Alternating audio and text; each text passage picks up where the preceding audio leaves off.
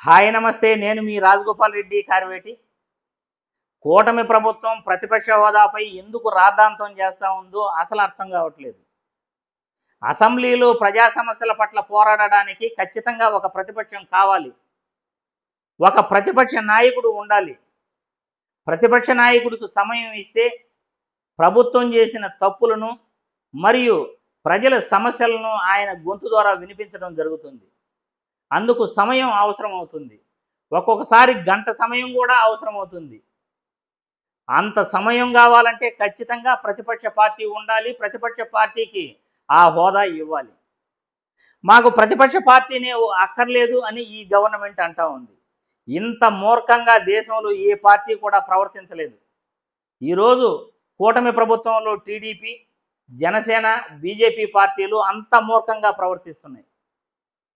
2015లో ఆమ్ ఆద్మీ పార్టీకి 67 సీట్లు వచ్చి బీజేపీకి కేవలం 3 సీట్లు వస్తే ఢిల్లీలో ప్రతిపక్ష హోదా బీజేపీకి ఇచ్చి గౌరవించింది ఆమ్ ఆద్మీ పార్టీ. 1984లో లోకసభలో 52 సీట్లు ఉండాలి, కానీ 30 సీట్లు వచ్చిన టీడీపీ పార్టీకి ఆ రోజు కాంగ్రెస్ ప్రభుత్వం ప్రతిపక్ష హోదా ఇచ్చి టీడీపీని గౌరవించింది లోక్సభలో. ఆ విషయం టీడీపీ పార్టీకి తెలీదా? చంద్రబాబుకు తెలీదా? నేను 45 సంవత్సరాల ఇండస్ట్రీ అని చెప్పుకుంటాడే. 45 సంవత్సరాల ఇండస్ట్రీకి దేశంలో ప్రతిపక్ష పార్టీ అనేది అసెంబ్లీలో ఖచ్చితంగా ఉండాలి. ప్రజా సమస్యలను వాళ్ళు లేవనెత్తాలి. దానికి ప్రభుత్వం సమాధానం చెప్పాలి. ప్రతిపక్ష పార్టీ లేని అసెంబ్లీ అంటూ దేశంలో ఎక్కడా ఉండదు అని కూటమి ప్రభుత్వంకి తెలీదా? 45 సంవత్సరాల ఇండస్ట్రీ చంద్రబాబు నాయుడుకి తెలీదా? లోకేష్ బాబు, పవన్ కళ్యాణ్ అంటే కొత్తగా వచ్చిన వాళ్ళు, వాళ్ళకు తెలీదు.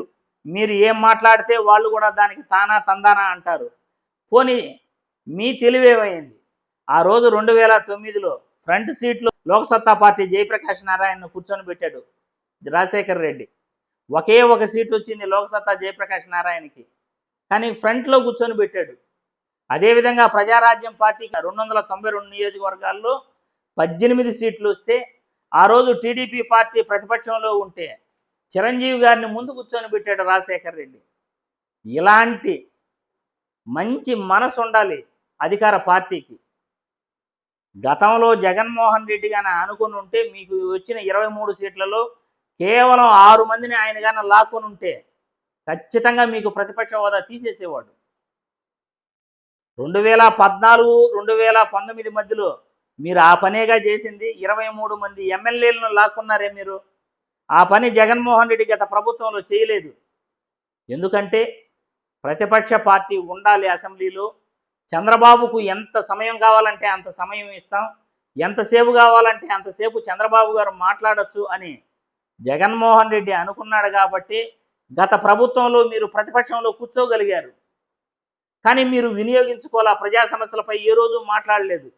మీ వ్యక్తిగత విమర్శలు, గవర్నర్పై పేపర్లు ఇసరటం, గవర్నర్ని ద్వేషించటం, సభలో మీరు ఎలా ప్రవర్తించారో ఇప్పటికీ కూడా ప్రజలందరికీ తెలుసు.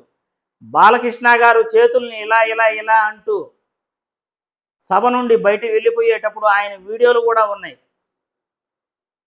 సభలో ఇంత దారుణంగా గత ప్రభుత్వంలో మీరు ప్రవర్తించారు. ఇవన్నీ మీరు గుర్తు చేసుకోండి. ప్రతిపక్ష హోదా ఇవ్వటంలో మీకేంటి అభ్యంతరం అని మిమ్మల్ని నేను ప్రశ్నిస్తున్నా. ప్రతిపక్ష హోదా లేకపోతే ప్రజా సమస్యలపై ఎవరు మాట్లాడుతారు? ఉన్నది 4 పార్టీలు, 3 పార్టీలు మీరు కలిసి ఉన్నారు. ఇంకా ఉన్నది మరో పార్టీ వైసీపీ పార్టీ.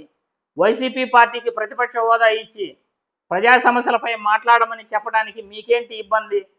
రాజ్యాంగంలో ఎక్కడ కూడా ఇన్ని సీట్లు రావాలి, ఇంత శాతం ఓట్లు రావాలని ఎక్కడా లేదు. అట్లా అనుకుంటే 3 సీట్లు వచ్చిన బీజేపీ పార్టీకి అసలు ప్రతిపక్ష హోదా ఢిల్లీలో ఆమ్ ఆద్మీ పార్టీ ఇచ్చేవాళ్లే కాదు. రాజ్యాంగం గురించి తెలుసుకోండి, చట్టాల గురించి తెలుసుకోండి. ఎందుకంటే అధికార పార్టీ నాయకులకు మంచి హృదయం ఉండాలి, ప్రజలకు మంచి చేయగలగాలి, ప్రతిపక్ష పార్టీని స్వాగతించగలగాలి, ప్రతిపక్ష పార్టీని గౌరవించగలగాలి. కానీ మీరు హేళన చేసే పద్ధతి, మీరు మాట్లాడుతున్న మాటలు, అసెంబ్లీలో ఇకైకలు, పకపకలు, ఇవన్నీ కూడా అవతల వ్యక్తుల్ని అగౌరవపరిచేలా ఉన్నాయి తప్పనిచ్చి మీరు అసెంబ్లీలో హోందాగా ప్రవర్తించట్లేదు అని కూడా ఈ వీడియో ద్వారా నేను క్లియర్గా తెలియజేస్తున్నాను ప్రజలందరికీ కూడా.